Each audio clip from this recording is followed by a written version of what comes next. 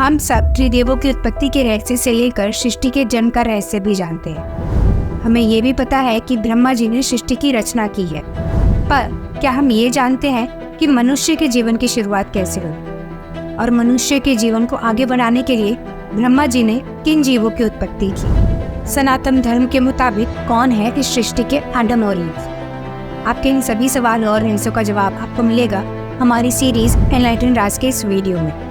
ब्रह्म पुराण और ब्रह्मांड पुराण के अनुसार ब्रह्मा जी ने इस सृष्टि की रचना की है और इन्हीं पुराणों के अनुसार ब्रह्मा जी ने सबसे पहले 4 मानस पुत्रों को उत्पन्न किया, जिनकी कहानी हमारे पुरानी वीडियोस में है। और अगर आपने 4 मानस पुत्र यानी कि संततिक ऋषियों की कहानी नहीं देखी है तो आप ऊपर दिए गए आई बटन को क्लिक करके उस वीडियो को आप देख सकते हैं। जब ये 4 मानस पुत्रों ने सृष्टि को आगे बढ़ाने में कोई रुचि नहीं दिखाई, तब ब्रह्मा जी ने अन्य मानस पुत्रों को उत्पन्न किया और ब्रह्मा जी के आदेश अनुसार ये मानस पुत्र सृष्टि को आगे बढ़ाने में राजी हुए। लेकिन ये मानस पुत्र अकेले संतान प्राप्ति नहीं कर सकते थे और मगर कब तक ब्रह्मा जी इस सृष्टि की रचना स्वयं करते रहते।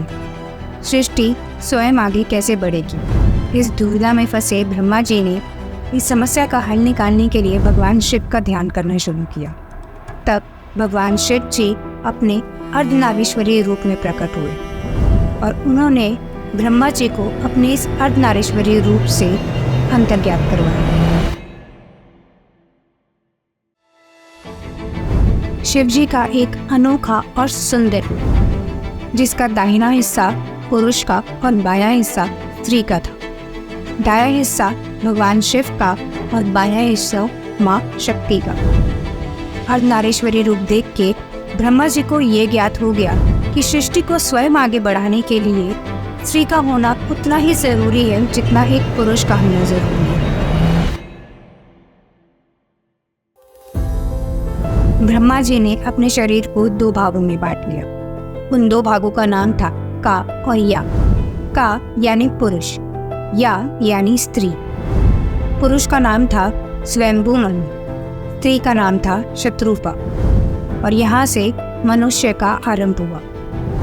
ब्रह्मा जी द्वारा स्वयंभू मनु और शत्रुपा का विवाह करवा के मैथुनी सृष्टि की शुरुआत हुई और इस विवाह को सृष्टि का पहला विवाह कहा गया।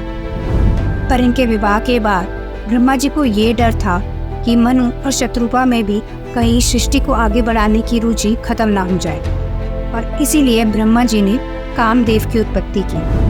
उन्होंने आदेश दिया कि सृष्टि को आगे बढ़ाने के लिए तुम सहायता करो और इस विवाह के बाद मनुष्य के संतान होना शुरू। तभी ज़्यादातर ज्ञानी पंडित ये कहते हैं कि हम सब मनु के ही संतान हैं। मनु के बाद जिनका भी जन्म हुआ वो सब मनु के ही अंश हैं और यहीं से मनुष्य के शक की शुरुआत हुई और मानव शक भी यहीं से निकला।